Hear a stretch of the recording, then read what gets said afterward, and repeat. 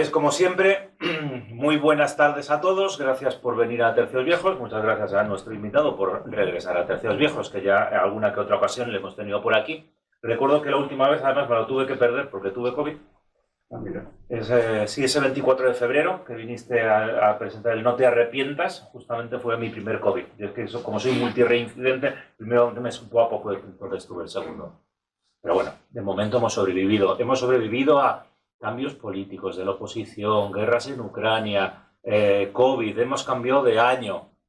Y tenemos nuevo libro, porque justamente, si no recuerdo yo mal, también hace un par de años, viniste a presentar un primer libro donde la portada es la misma con otro encuadre. Es un cuadro que pintó exprofeso Augusto Ferrer Dalmau, y en esta ocasión nos vienes a hablar de un tercio que nunca existió.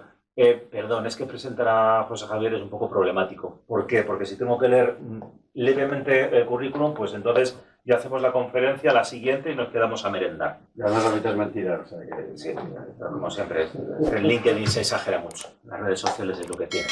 Solamente decir que es un muy buen amigo y un excelente escritor, que es de lo que vamos a hablar en el día de hoy. Tu anterior novela fue un auténtico éxito de ventas, muy entretenida. Esta de reconocer que de momento no he tenido tiempo de leerla, pero creo que el personaje que nos vienes a presentar, un tal Julián Romero, que se alistó como mozo de Atambor, de Hillo, y luego llegó a ser. Este es Ser Julián Romero. Y si no me equivoco, he estado ojeando un poquillo, por lo menos el índice, para hacer la presentación y luego el comentario. Lo que narra son los hechos y los acontecimientos de este hombre, que ya nos dirás de dónde sale, más o menos qué es lo que hace. Perdona, tengo una hija de 17 años. Pues es prioritario. No te preocupes. Así de paso voy dando un poco de tiempo.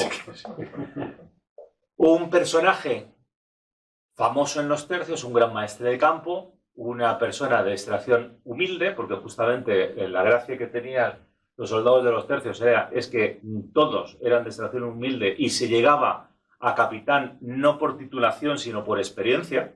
De hecho, hay unas ordenanzas del duque de Alba que justamente viene a indicar una especie que mal capitán va a ser aquel que previamente no haya sido soldado y haya sabido desempeñar bien su oficio. A que me da igual el título que tengas. Incluso en España era muy común que gente titulada sin sueldo fuese justamente a ganar un poco de experiencia peleando como soldado en los tercios. Y este hombre termina en Inglaterra, y entonces en Inglaterra van a pasar un montón de cosas, y tú llegas un día y dices, joro, yo de esto tengo que escribir. Adelante, cuéntanos. Vamos a ver, Julián Romero efectivamente es uno de los... Lo primero que tengo que decir es que no estoy acostumbrado ni a que me entrevisten ni a hablar sentado, con lo cual igual estoy un poco fuera de mí, pero... Julián Romero, en toda la epopeya de los tercios hay nombres increíbles. Gente que escribe hazañas personales fuera de lo común. Y Julián Romero es uno de los más significados. Y es uno de los más enigmáticos, entre otras cosas, porque él nunca escribió nada sobre sí mismo. Salvo algún par de cartas al rey, quejándose de cosas, pidiendo una castellanía, ese tipo de cosas, ¿no? Pero no es alguien que haya dejado de sí más memoria que la que otros hicieron de él. Por otra parte, siempre envuelta en circunstancias, a veces, francamente, enigmáticas. Bueno, una de ellas es precisamente la de su experiencia en Inglaterra, que resulta que no fue solo suya, porque fueron muchísimos españoles, probablemente hasta 800, los que estuvieron al mismo tiempo peleando en Inglaterra, y durante muchos años, 6, son muchos años. ¿Y en qué condiciones? Bueno, toda esta historia empieza cuando a la esfera de los libros y a este que suscribe, o que escribe más bien, se le ocurre empezar a ver qué tal funcionaba una serie de novelas sobre un personaje real de los tercios. Haciendo un juego novelesco de tratar de reconstruir el lenguaje de la época más o menos, pero sobre todo para tratar de reconstruir el espíritu real, con ojos de hoy, ¿verdad?, de la gente de la época, y en torno a estas historias reales reflejar también el contexto histórico fidedigno de lo que estaba ocurriendo, ¿no? Es decir, son novelas, pero son novelas enteramente históricas. Bueno. El personaje ideal era Julián Romero, precisamente porque no había dejado escrito nada. Así que era idóneo para hacer unas memorias apócrifas, que es de lo que se trataba. Pues yo me pongo el sombrero de Julián Romero y empiezo a contarlo como si yo fuera él. Lo cual, por mi parte, es de una petulancia sin límites, pero bueno, eso es una licencia poética que se llama. En ese En esa línea apareció el primer libro sobre San Quintín, que efectivamente me hicisteis el honor de poder presentar aquí, porque él estuvo en San Quintín. Porque estuvo en todas partes, Julián Romero. Estuvo en San Quintín y como el objetivo era precisamente hacer novela histórica que fuera de verdad histórica, reconstruí toda la peripecia de San Quintín sobre la base de testimonios reales de la época que los había. Bueno, dentro de esa vida complejísima que es la de Julián Romero, que está en todas partes, ya digo, está en Italia, en Túnez, está en Flandes, está en Francia, está en Inglaterra, pero ya en todas partes, hay un episodio que en sus biógrafos convencionales, es verdad que porque no hay mucho material, despachan con, bueno, estuvo en Inglaterra de mercenario. Pero claro, cuando empiezas a hablar un poco, eso de mercenario, ¿qué quiere decir exactamente? Y me llamó mucho la atención el episodio. Por el camino de repente se cruza José Antonio Ruiz de la Hermosa con un montón de cosas así. Bueno, si tuviera que meter en folios lo que me pasó en un pen, no cabría en la mesa, pero una cosa tremenda de documentación. Porque estoy investigando al personaje y tal. Bueno. Y había cosas muy interesantes. Y en particular había una que es una auténtica joya, que es lo produce literalmente, la crónica del rey Enrico VIII de la Inglaterra. Y es una crónica que escribe un español anónimo, no sabemos quién, que estuvo en Inglaterra en aquellos años. Aquellos años son los años desde los últimos años de reinado de Enrique VIII hasta los primeros de su hijo Eduardo. Son los años de la gran guerra entre anglicanos y católicos, los años de la guerra de Enrique VIII contra Francia, los años de la alianza de Enrique VIII con España y los años de la guerra de Enrique VIII contra Escocia. Y es fascinante ese documento, que insisto, nadie sabe quién escribió, porque es anónimo, pero cuenta detalles, hasta el más nimio detalle de conversaciones, por ejemplo, entre el rey Enrique y los soldados españoles que defendían. Cuando lees ese texto, digo, los mercenarios. La historia es interesante, vamos a ver. A finales, en el verano de 1544, Carlos V está en guerra con Francia, como normalmente. Hay una gran batalla, que es el asedio de una plaza clave que se llama Saint-Lisieux. Los españoles vencen, por cierto, con una añagaza de espionaje que ahora no detallaré, lo tenéis en el libro, y los tercios que han participado en esas diferentes compañías que han participado en esa batalla, son fundamentalmente dos tercios, el de Pérez de Vargas y el de Álvaro de Sande, se marchan unos a Hungría, otros a Bruselas. El de Álvaro de Sande, el de Pérez de Vargas, perdón, se va a Bruselas. Y allí ocurre algo que nadie sabe exactamente qué es, pero uno de los capitanes españoles, en un tumulto, mata a alguien. Mata a alguien con la mala fortuna de que encima es un español, un civil que había allí. Porque nuestra gente estaba permanentemente circulando por Europa, vendiendo vino y haciendo todo, ¿no? Bueno, aquello es un escándalo formidable, sobre todo para los políticos flamencos, porque hay que recordar que el ejército español de la época normalmente no invadía nunca nada. Es decir, Flandes era el territorio de la corona, estaba combatiendo en su casa. No es como cuando ocupas Ucrania, por ejemplo, ¿no? No, era el territorio de la corona. Por tanto, el comportamiento que tú debías tributar a la población local era la misma que si fueran de Medina del Campo o de Teruel. Se forma un gigantesco escándalo y un montón de compañías son licenciadas. Y entre otras la compañía en la que está, por supuesto, este capitán que ha matado a un pollo que se llama Pedro de Gamboa y un soldado de esa compañía que es Julián Romero. Bueno, con deshonor los echan de Bruselas, los embarcan en buques para que vuelvan a España, en principio. Y de repente, a poco de salir, varios barcos, van a zozobrar a la altura de Dover y terminan naufragando allí, en las costas inglesas. Dice la versión oficial, esta gente llega allí, naufragan. Al parecer nadie se hace la pregunta de cómo es posible que naufraguen todos juntos al mismo tiempo, barcos con la misma carga, es decir, soldados españoles, ¿verdad? Bueno, naufragan y entran al servicio del rey Enrique VIII de Inglaterra, gordo, hereje, pero aliado del rey Carlos. Primer elemento interesante, porque claro, Carlos V en aquel momento acaba de vencer a los herejes protestantes alemanes, es el campeón de la fe. ¿Cómo es posible que Inglaterra, que es un país que se ha lanzado ya por el camino del cisma, sea aliado de España. Bueno, pues lo era, por razones fundamentalmente políticas y sobre todo por una ley universal, que es que el amigo perdón, tu vecino es tu enemigo y el vecino de tu vecino es tu amigo. El vecino ha sido Francia y estamos en guerra con ellos desde los tiempos del Fernando el Católico. El vecino del vecino, ¿quién es? Inglaterra. Y la primera esposa de Enrique VIII ha sido Catalina de Aragón, hija de los reyes católicos. Y ha tenido una hija, María Tudor, que es prima de Ricardo y que es la segunda en la línea de sucesión al trono. Así que razones políticas hacen que haya esa alianza entre España e Inglaterra. Y estos soldados terminan allí y el rey Enrique VIII dice, hombre, qué bien, soldados españoles, pasad a mi servicio. Y el rey Carlos dice, no. Y no dice que no porque sean herejes, sino porque vienen con la mancha de aquel suceso que ocurrió en Bruselas, la muerte de aquel señor, pero les hace saber que si son ellos quienes se lo piden al rey de Inglaterra, él no se lo prohibirá. Así que bueno, insisto, esto es la versión oficial de los hechos, se lo piden y a partir de ese momento entran al servicio del rey Enrique VIII de Inglaterra, que está en ese momento en guerra en Escocia.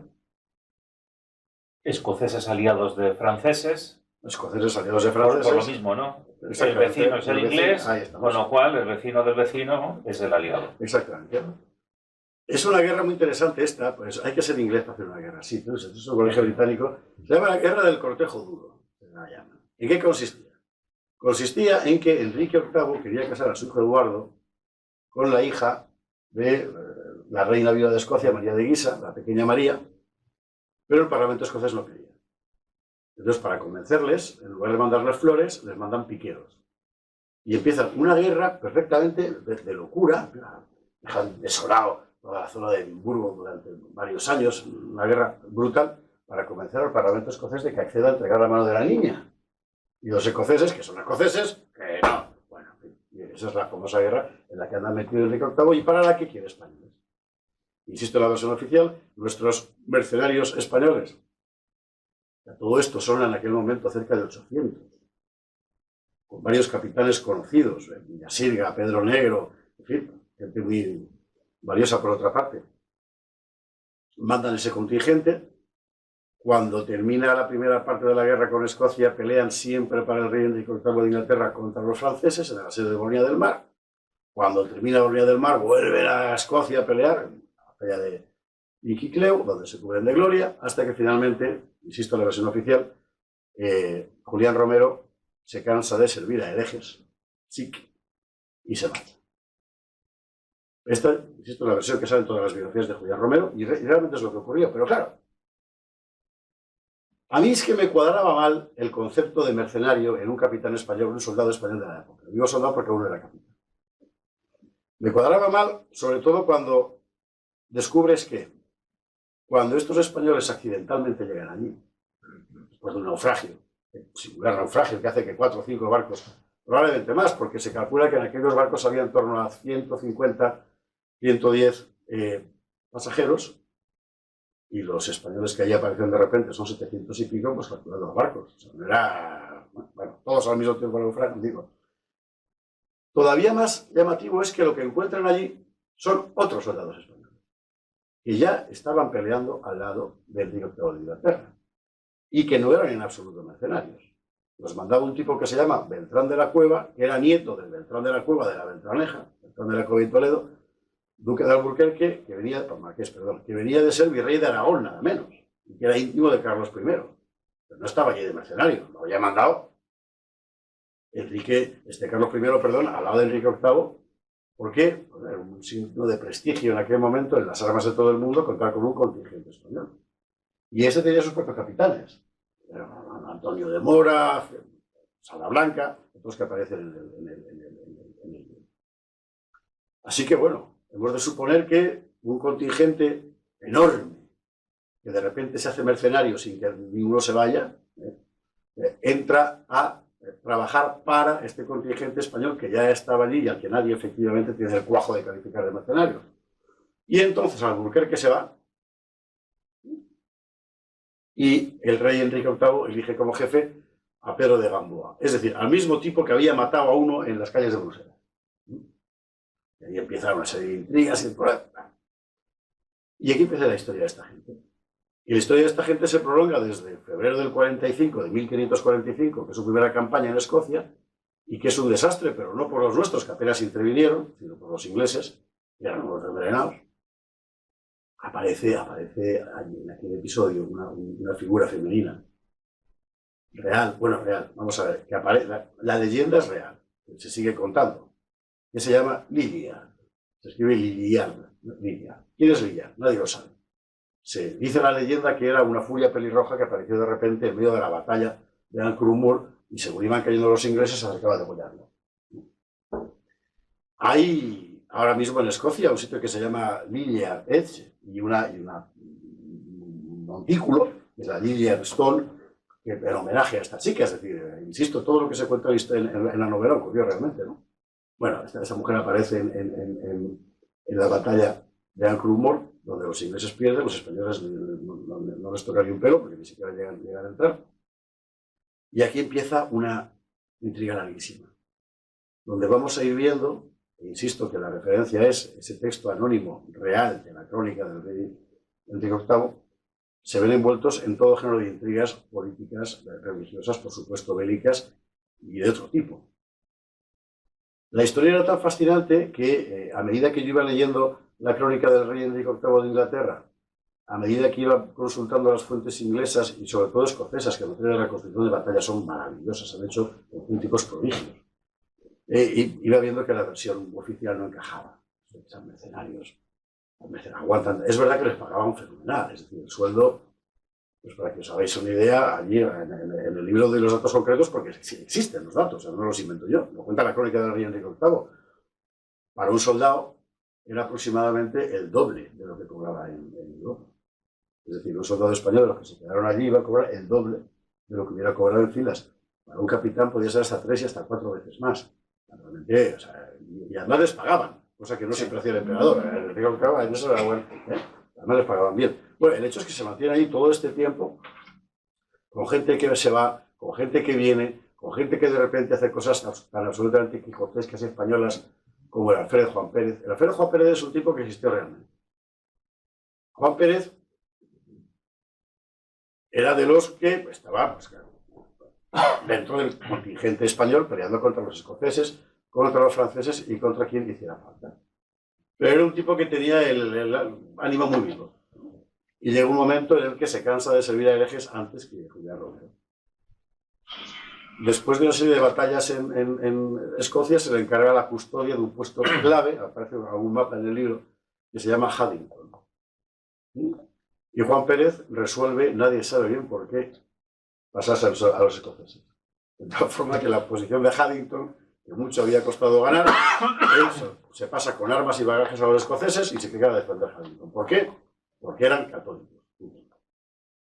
Bueno, hay que ir a echar allí a Juan Pérez. Y tienen que ir los españoles a echar allí.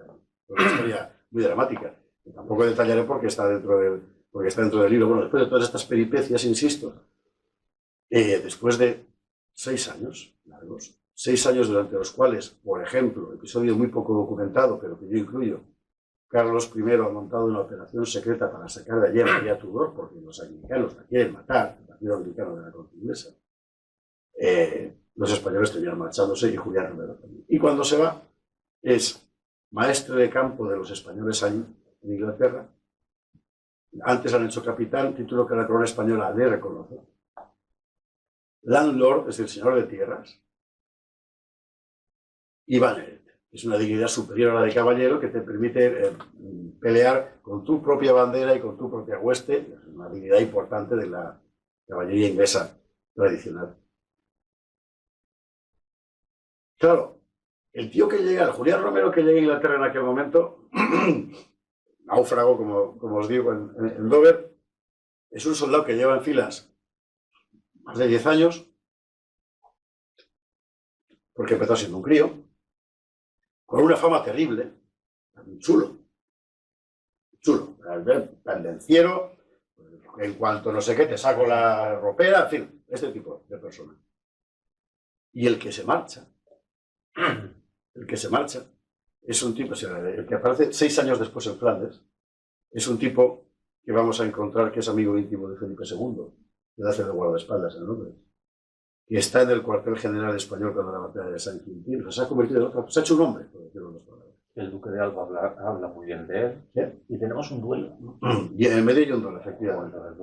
Lo del duelo lo tienes que leer. El duelo, porque además la crónica del rey Enrique VIII, que da detalles incluso de este tipo, detalla, por ejemplo, algo que no recogen la mayor parte de los historiadores. Es lamentable porque está muy bien. La crónica, todo se ha dicho, la recupera la Real. Es que lo digo porque a veces parece que la Real Academia no sirve para nada. Y con razón, ¿no? Pero en esta ocasión, esta crónica la recupera la Real Academia de la Historia a finales del último tercio del 19 y hoy está digitalizada. Bueno, es una maravilla leerla y más en el lenguaje de la época.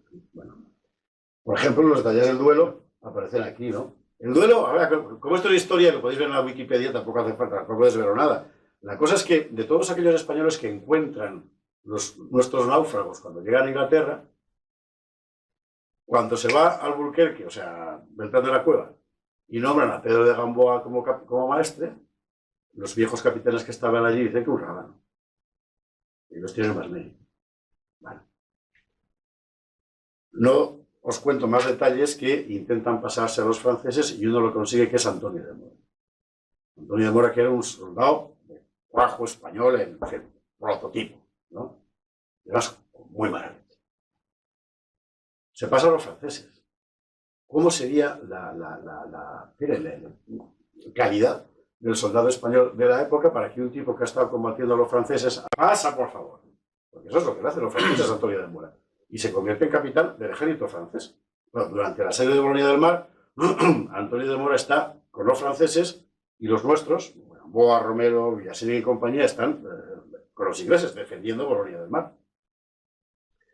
Finalmente, por arreglos políticos, termina aquel asedio, termina la batalla, se bajan los pontones, a los dos lados del río empiezan a hacerse pues, lo habitual, ¿no? Las carpas, toda la gente a beber, jugar a las cartas, ese tipo de cosas que pasan cuando no hay guerra, es decir, que hay paz. Y de repente en el Real de los Españoles, donde están allí tomando algo, nuestros capitanes, aparece Antonio de Mora todo jaque y se va a ver a Gamboa y le desafía un duelo, porque se la tiene jurada de siempre. Gamboa en aquel momento es un tipo que, desde Saint-Dizier, la batalla anterior, que con la que empieza el libro, porque todo empieza realmente en ese pueblo francés, ¿verdad? Anda cojo, con una bala de arcabuz. Se ha quedado sordo, cosa que era muy común en la época por los arcabuzazos, al final no lo terminaba. Bueno, es un señor mayor, acababa de capitán 10 años, claro. Entonces Julián Romero, que era mucho más joven y de la sangre muy caliente, y he dicho que era un chuleta, ¿no? Pues se levanta y dice, yo lo hago. Pero de Gamboa todo corrido, porque caso de que salga un pipiolo a decirte, bueno, me han retado a mí, macho, ¿dónde vas tú? ¿No? Pues va Julián Romero y le reta a Antonio de Mora. Y en principio esto va a ser el típico duelo entre capitanes españoles en tiempos de paz, es decir, aburridos, bajo los muros de una ciudad extranjera. Pero se entera la corte francesa y se entera la corte inglesa. Pero hombre, qué bien, vamos a rubricar la paz como en los viejos tiempos. Un duelo. Total. Que, por supuesto, prohíben que se celebre el duelo de inmediato. La corte francesa se dirige a Antonio de Mora para decir, yo te apadrino. La corte inglesa se dirige a Julián Romero y dice, yo te apadrino. En Fontainebleau, al lado del palacio de Francisco I, montan un gigantesco estrado, la corona francesa, pero gigantesco, una cosa, bueno, como da Ivanhoe. La corona francesa da vía libre y salvoconductos para que cualquier persona pueda cruzar libremente el país para ir a ese duelo. Y ahí empieza un reto entre estos dos. Los detalles aparecen en la crónica y yo los cuento en el libro, los detalles incluso de las corazas, ¿no? Un duelo que dura horas y que os contaré cómo acaba, porque si no, cargo la mitad del libro. Pero que es un episodio realmente descomunal. Solo os diré que ganan los buenos, pero, en fin, da un poco una idea de hasta qué punto en aquel momento los españoles eran realmente el centro del mundo. Es decir, la redacción de las dos cortes, la de la francesa y la inglesa simultáneamente diciendo, no, yo te apadrino. O sea, tengo a Cristiano Ronaldo contra Messi. Lo que era un poco eso, ¿no? Claro. Y allí es efectivamente el duelo de Fontainebleau. Yo recuerdo la de Diego de Paredes. Sí, porque además era... Pero esto era no en periodo de paz, era en periodo de guerra, en un asedio, el gran capitán en Nápoles, y decían, y a los ratos libres, los capitanes, los nobles, se reunían y comían, y no se faltó nada al respecto. Dijeron los franceses que eran más chulos que los italianos dijeron que no, se liaron entre ellos, ganaron los italianos y luego hubo uno España-Francia. Y entonces fueron los españoles, y Diego Paredes, que estaba herido, le tuvieron que sacar del campo porque eran además duelos con árbitros y eran de A7 o A11 o de A13. Y entonces tenían allí como si te herían, no te herían, entonces te sacaban fuera. Esto es como juega como el paintball, pero de verdad. Y a Diego de Paredes le sacaron a rastras mientras el tío protestaba al árbitro diciendo que peleaban poco y que empate no, que había que ganar. O sea, de hecho, en una de las últimas batallas en Escocia, la de Pink y Cleo, cuando llegan es una gran ofensiva enorme, la más grande que habían montado hasta entonces los ingleses sobre tierras escocesas. Cuando los escoceses, cuando de Angus en particular, ve lo que está pasando, la solución que ofrecen los ingleses es hacer un duelo. Un duelo de caballeros de estos de 7, de 13, en este caso creo que era de 5, no recuerdo bien, de cada bando, para no llegar a la gran batalla. Lo primero que le ofrece Angus a Somerset es combatir ellos. Que ya son los cuarentones centrados, que para la época es mucha edad, pero bueno, la gente tenía, eran como los políticos actuales, la mentalidad. Bueno, como Somerset dice que quería hablar, dice, bueno, pues 5 y 5 de cada uno y tal. Tampoco. Al final es la batalla, pero Somerset lo que ves es que si no quiere dar la batalla es porque cree que va a perderla. Y no la ha perdido Somerset de milagro, ¿eh? Pero bueno, al final, eso es historia bien conocida, ganaron los ingleses y sirvió de bien poco. Porque los escoceses, aún arrasados, siguieron que no. Ahora me paso otra vez a los franceses. Bueno, hay que ser escocés para calibrar un poco el asunto. Es un mundo muy complicado, además, porque los escoceses no formaban un bloque. Estaban dice Julián Romero aquí en este libro, que son como vizcaínos, son como corsos y aún como vizcaínos, que antes preferirían ver vendida a su hermana que reconocer razón en el enemigo, ¿no? Cabezones como, ¿no? Y divididos en clanes, en guerra permanente entre sí. Clanes con los que la corona inglesa jugaba permanentemente comprando a unos o a otros, etc., ¿no? Algunos se hacen protestantes fundamentalmente por interés, otros se hacen anglicanos, los menos, otros siguen siendo católicos. Y también en las filas inglesas hay un partido católico y un partido anglicano que entran en guerra entre sí. Un elemento muy importante aquí, porque desde el punto de vista político es determinante, es el hecho de que, vamos a ver, la herejía luterana, el protestantismo luterano, la forma protestante, como queréis llamarlo, es una cuestión religiosa que adopta la forma de una cuestión política. Pero había un fondo religioso muy importante. La herejía anglicana es al revés. Es una cuestión política que adopta la forma de una cuestión religiosa. Después de la famosa guerra de las dos rosas, de que llega la dinastía Tudor, mal mirada por unos y por otros, por los York y por los Lancaster, porque no es particularmente legítima, de lo que tiene que hacerse Enrique VIII fundamentalmente, que además no iba a ser rey, es rey porque se muere su hermano mayor, bueno, tiene que hacerse como sea, con una élite propia, y lo que organiza es un gigantesco proceso de lo que Pareto llamaba circulación de las élites a partir de una renovación religiosa que consiste en empezar a expropiar masivamente los bienes de la Iglesia Católica y repartirlos entre su gente. Y aparece una clase dirigente enteramente nueva, y es la clase dirigente de los Tudor, y que es la clase dirigente de la Inglaterra anglicana. Y esta Inglaterra anglicana es aliada política de España, pero odia a los españoles. Claro. Y trata por todos los medios de frenar en seco cualquier aspiración al trono de María Tudor, es decir, la nuestra. ¿Por qué? Pues porque es la heredera que nace antes del divorcio de Enrique VIII. Por lo cual, reconocer su derecho al trono sería tanto como condenar el acontecimiento que da lugar a la reforma anglicana, que es el divorcio de Catalina. Y a partir de ahí empieza el lío. Es decir, la guerra llega a puntos extraordinarios cuando además se mezcla, por la mala cabeza de Somerset en concreto, con una crisis social y económica descomunal, crisis que aparece muy bien recogida, por cierto, en la crónica del rey Enrique VIII y que Julián Romero aquí cuenta con mucho detalle. Entonces ya todo se mezcla con todo, porque aparecen pobres contra ricos, católicos contra anglicanos, el campo contra la ciudad y las potencias extranjeras moviendo piezas aquí y allá, y España también, por supuesto. Y aquí aparece un señor, no se estoy dejando ver nada, ¿eh? No, adelante, aquí aparece, me tienes a un nubilado. Aquí aparece un señor, un tipo que a mí me resultó fascinante cuando lo descubrí en San Quintín. Vamos a ver. Como se sabe muy poco de él y nunca se va a saber nada más, para el novelista, para el historiador es un infierno, pero para el novelista es una joya, porque te puedes encajar, simplemente encajando cosas aquí y allá, puedes construir un retrato maravilloso. Es un navarro de Tarazona que no está en Navarra, pero bueno, pues un navarro de Tarazona que se llama Antonio de Eguaras. Otros dicen de Guaras, pero seguramente es de Eguaras.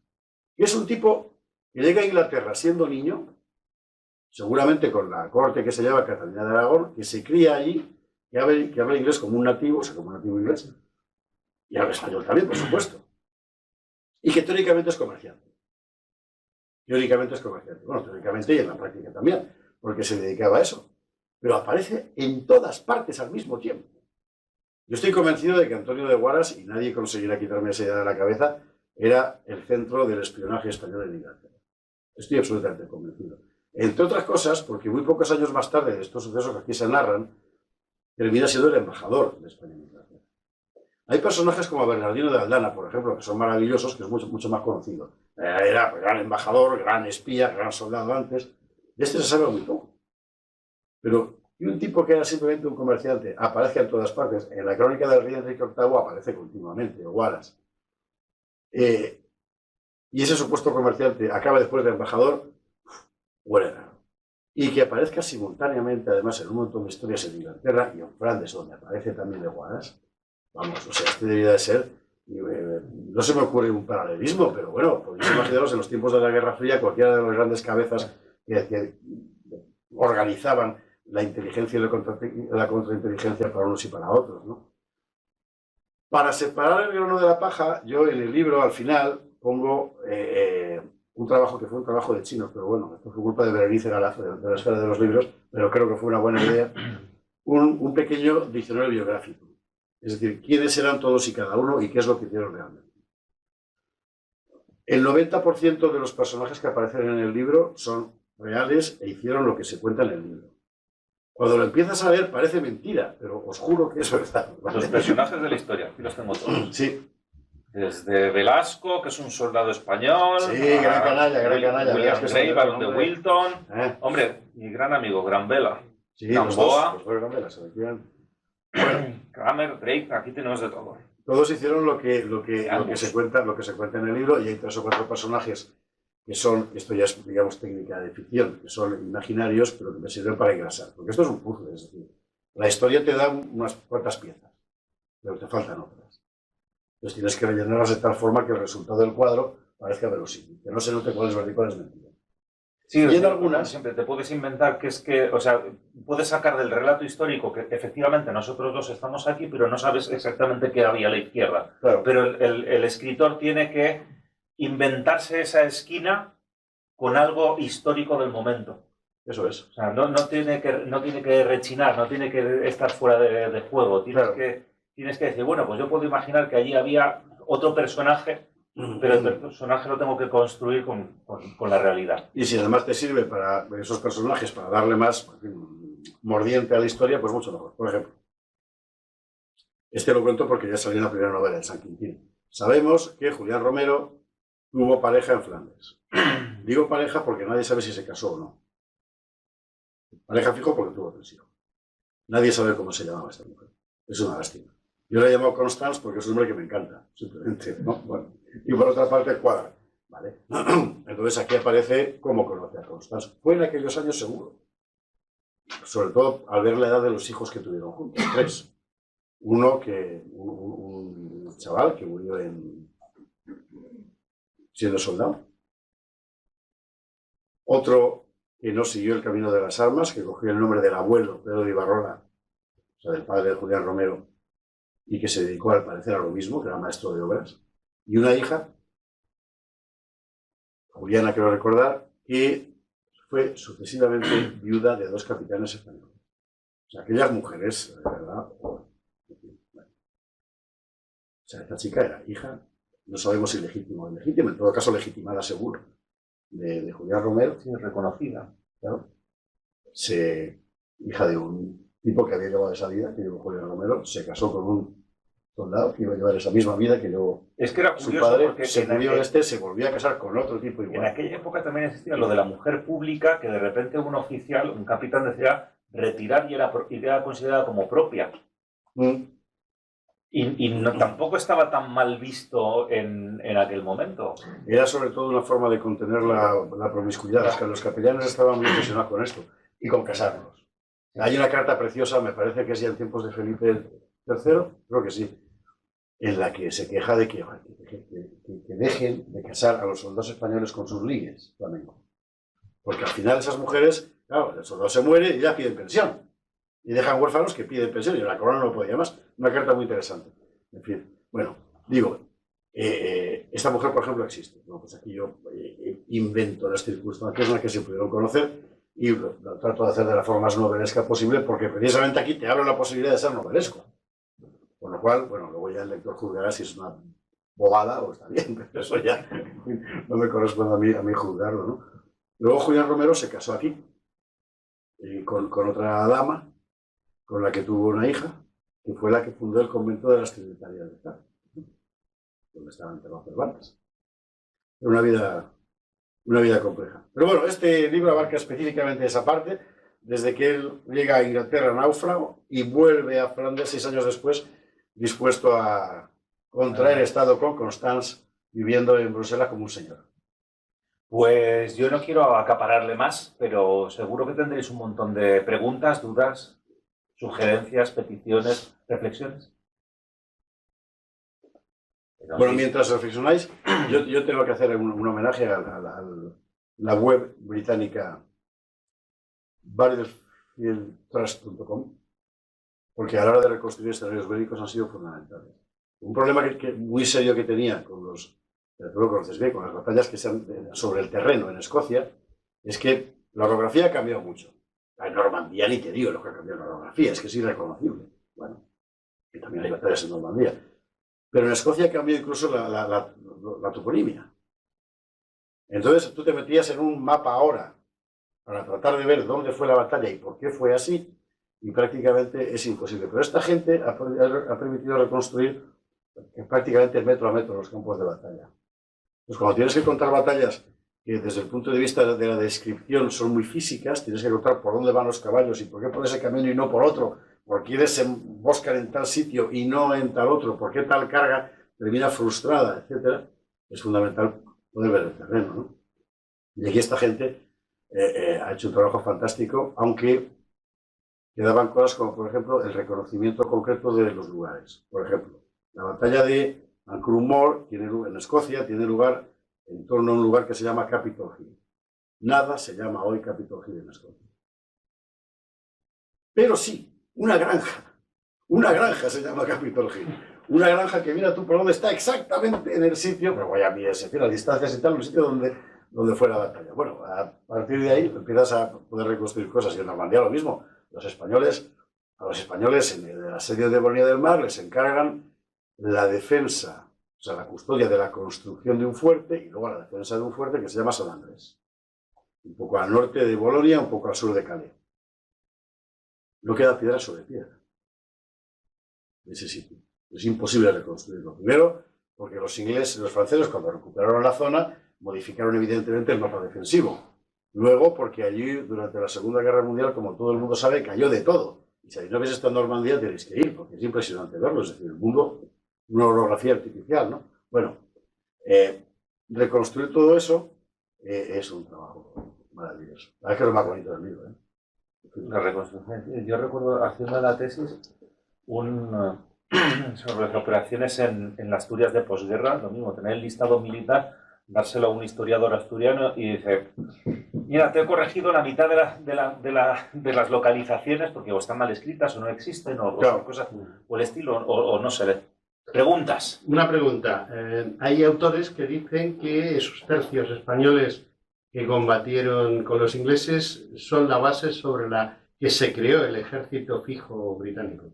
Es muy posible, porque en la época, vamos a ver, cuando llegan los españoles allí, el ejército inglés es como todos los ejércitos, como todos los ejércitos europeos, es decir, más primitivo que los españoles. Es más primitivo todavía que los ejércitos europeos. Son mesnadas de nobles todavía. Lo cual genera enormes problemas para una corona que tiene ya una élite propia, nobiliaria, que tiene que hacer levas de gente de la que no se fía. etcétera. Y de hecho, la razón por la cual encontramos en Ancrum Moor, en Pinkie Cleo, en Haddington, en otras batallas en Escocia, enormes contingentes, hasta albaneses, ¿verdad? Que debía ser una cosa digna de verse, ¿eh? Bueno, es precisamente esa. No te podías fiar ni del noble propio ni de su hueste propia. Y entonces empiezan a llevar soldados extranjeros. Los jinetes alemanes así.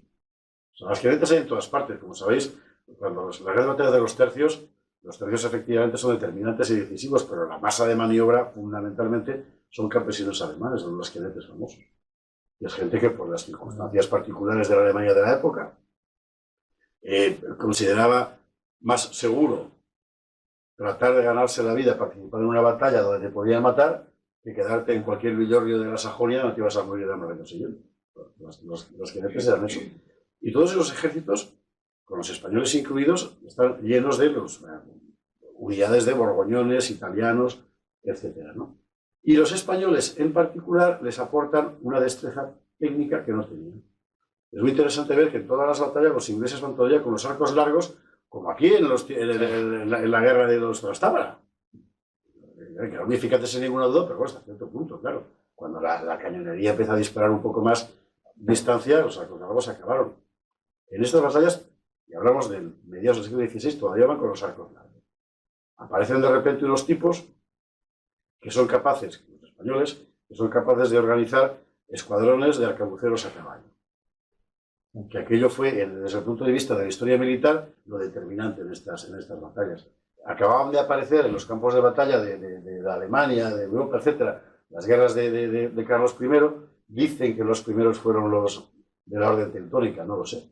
En todo caso, los españoles lo adoptan de inmediato y la táctica del arcabucero a caballo, fundamentalmente la caracola, hace que el libro se explica, porque en Pinkie Cleo hacen una caracola, ¿verdad? Cambia completamente la forma de pelear y la forma de la batalla. En Pinkie Cleo es la caracola de los españoles con apenas bajas, lo que diezman los escoceses, que no pueden reaccionar. Así que me parece muy verosímil, efectivamente, que alguien sacara las consecuencias oportunas de hay que pelear así. De hecho, lo que nos pasó a partir de mediados del 17 fue que todo el mundo empezó a pelear como nosotros. Y como eran más y tenían más recursos, pues la cosa menguó. Pero bueno, en fin, son las cosas que pasan. Has comentado lo de la caracola y lo de la compañía de arcabuceros a caballo. Creo que Pedro de Gamboa, precisamente, fue capitán de una compañía del Nápoles y como jefe, precisamente, de esa compañía de arcabuceros. Y es donde él recibió un tiro en el culo, vamos a ser serios, fue en el culo, y es bueno, eso aparece en otro libro, ¿no? En el cual se comenta que quizá el tema de Bruselas, es decir, él mata a un individuo en Bruselas porque le recuerda que le han pegado un tiro en el culo, lo cual es un deshonor. Eso aparece en una obra que yo he comentado contigo, además. Realmente es muy difícil saberlo, porque, vamos a ver, para la primera parte del libro, que se la ha sido de Saint-Dizier en Francia, encontré una joyita, un joyón, que son las cartas de los embajadores europeos que estaban presentes en el campamento de Carlos I de Entrada. Que alguien tuvo la idea maravillosa de publicarlo en francés, está digitalizado. Y entonces puedes ir leyendo lo que cuenta el embajador de Venecia, ¿no? Entonces se lo cuenta a tienes toda la relación. Y en esas relaciones aparecen, y es maravilloso verlo, los nombres de los muertos y los heridos españoles. Y entonces te vas sacando del tercio de Álvaro de Sande, tal, y te vas con detalle de grado y del tipo de herida. Y es un material maravilloso. Y Gamboa aparece concretamente herido por bala de arcabuz en el asedio de Saint-Dizier, en el muslo. Y él aparece ahí como herido. Por eso yo, puesto que es lo que me consta, y además a un embajador es de suponerle que miente siempre, pero cuando informa a su jefe, no.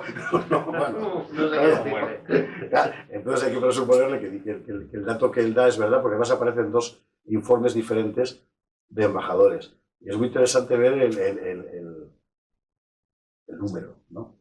Esta historia de Saint-Dizier, lo que es la mentalidad española. Saint-Dizier estaba prácticamente tomado. Estaba el grueso del ejército francés un poco al norte, podía llegar, pero bueno. En una de estas, Ferrante de Gonzaga, que es un gran señor gran general, Mantua, uno de los alfiles del emperador Carlos, está con Renato de Nassau viendo la vanguardia del asedio. Y como era un caballero, él se levanta para que Renato de Nassau se siente. Y en el momento en que Nassau se sienta, llega una bala y le hace ¡bumba! Y lo deja tieso. A partir de ese momento hay que llevar al real del emperador, porque eran muy amigos, y muere allí. Muere allí, entonces todo el mundo muy cabreado, muy a la española, pues vamos a por ellos. Y en este vamos a por ellos es cuando a Gamboa le pegan un tiro. A Gamboa y a otros muchos, ¿eh? Es que es una operación muy curiosa. Fue un asedio. No os cuento cómo se resolvió, por no hacer un spoiler, pero es para no creérselo. Es para no creérselo. Después de las semanas de asedio, de las bombas, de tal, finalmente se resuelve con una jugada. No diré más. Que lo vean. Oye, una última pregunta. Yo siempre hago 3 preguntas, tú lo sabes, que soy de las 3 preguntas. Yo he considerado siempre que Pinkie es básica y fundamental para la victoria inglesa, bueno, victoria entre comillas de los ingleses sobre los escoceses. ¿Hasta qué punto realmente esa batalla estuvieron a punto de perder? Hasta que intervinieron los españoles, que eran la reserva estratégica. Estuvieron a punto de perder porque Somerset de repente se amedrentó al ver y porque los escoceses actuaron rápidamente. Bueno, yo creo que sí, fundamentalmente porque a partir de aquel momento ya había sufrido continuas batallas y además porque había dividido políticamente por completo al campo escocés. ¿Qué era donde está la gran cuestión? Incluso para la batalla de Pinkie, sabéis que los escoceses tenían unos clanes, tenían una forma muy singular de llamar al combate, que era prender una gran cruz, ¿no?, en los cruces de caminos que cada clan controlaba. Entonces, cuando veías la cruz incendiada, sabían que había que ir a pelear. Cuando se hace eso, muchos se quedan. Muchos se quedan, entre otras cosas, porque, y es una jugada inglesa típicamente inglesa, yo te voy a advertir que voy a atacarte para que no tengas la tentación de ir a ayudar a tu jefe en otra zona, te voy a dar todo este dinero. ¿Vale? Y tú te vas a quedar aquí amenazado, ¿vale? Que ya tú y yo ya nos entendemos. Y es lo que hicieron. Los varios clanes escoceses se quedan pegados a su terruño, no acuden a la batalla de Pinkie, pero abiertamente sobornados por los escoceses, y muy particularmente por los 2 sujetos que en el libro aparecen, que llevaban el control de un territorio que no es una frontera física reconocible, porque las tierras, la marca escocesa, como se llamaba, en realidad era un territorio que cambiaba permanentemente de manos, poblado por gente bastante salvaje, que lo mismo combatía para unos que para otros. Era un mundo muy complicado. Es verdad que a partir de ese momento, bueno, Escocia consigue, lo que pasa es que Escocia a partir de ese momento lo que tiene es el apoyo francés absoluto. Y en un momento en el que Inglaterra entra en una crisis económica feroz por lo que habían robado la nueva élite del poder, que literalmente les lleva al colapso económico y a las revueltas sociales en las que nuestros soldados participan, por cierto, ¿no? Y eso permite a los escoceses tomar un poco de aire. Pero es verdad que a partir de aquel momento, si en algún instante podían haber vencido militarmente a los ingleses, a partir de entonces ya no. ¿Alguna pregunta más? Bueno, enhorabuena, a mí me encantó el primer libro de San Quintín, lo devoré, y estoy seguro que este también. Entonces, 2 preguntas. ¿Para cuándo el tercero? ¿Y va a ser antes de Inglaterra, después de San Quintín? ¿Entre medias? Bueno, ¿para cuándo? No lo sé, porque mi programación, o sea, mi barca la maneja Berenice Galaz en la esfera de los libros, con lo cual no tengo ni idea. ¿Para cuándo? No lo sé. El dónde, sí, y hay 2 opciones. Porque hay 2 momentos, como en estos libros el objetivo fundamental es... la intención no era crear una ala triste, eso ya lo hizo Pérez Reverte. O sea, se trata de dejar un personaje real y contar la historia real en torno al personaje real, ¿no? Bueno. Por tanto, depende mucho de la documentación. Hay dos momentos en la vida de Julián Romero muy interesantes y bastante bien documentados, que son, digamos, su debut, que es la jornada de Túnez. Él ya había peleado antes en Italia, pero en Túnez, la jornada de Túnez con el emperador, él tiene 20 años entonces, es un momento fantástico. Y además es también muy novelable. O sea, ese momento en el que todos los cautivos cristianos, españoles la mayoría, que están en la ciudadela de Túnez, metidos en las mazmorras de la Alcazaba, se sublevan y toman ellos la ciudad, es una maravilla. Eso, en fin, bueno. Y esa es una posibilidad. Y la otra posibilidad es Jemingen. Eso me suena a las 4 plumas, ¿no? ¿Perdón? A las 4 plumas. Las 4 plumas inglesas no se Ah, sublevaban. la No se peli. sublevaban a ver si deben haber leído Historia de España. Seguramente. Bueno, y la otra posibilidad es Jemingen en Flandes o alrededores. Hay un momento en el que Julián Romero, que odiaba el agua y con razón, y con eso bromeo un poco en la novela también,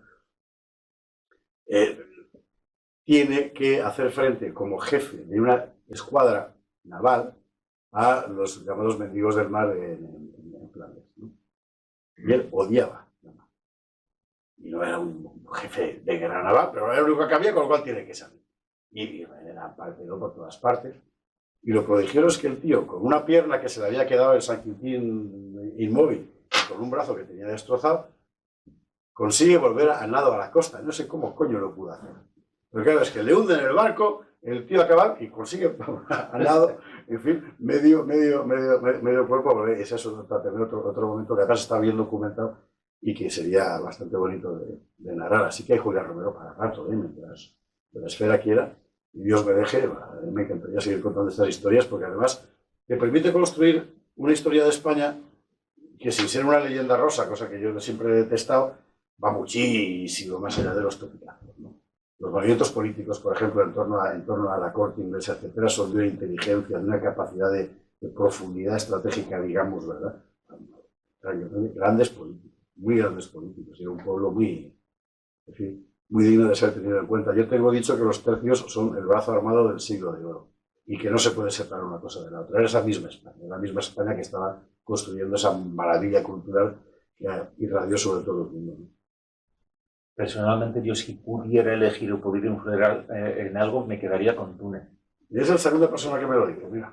Te lo digo además porque cuando estuve catalogando el Museo Naval, estuvimos catalogando ahí un fondo del San de Barutel, coges lo mismo, un montón de cartas de gobernadores, de almirantes, del propio emperador Carlos, y ves lo aburrido y burocrático que es.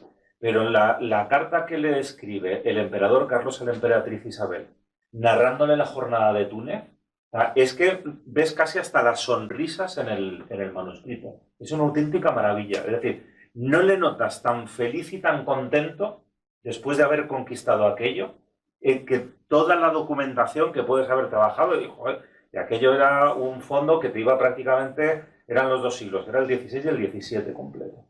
Pero yo recuerdo esa carta, porque además es una narración propia del emperador a la emperatriz, y diciéndole, pues mira, la jornada, es decir, la campaña ha sido, y hemos hecho eso, y ves cómo rebosa felicidad, ese momento de decir, o sea, es que lo que hemos...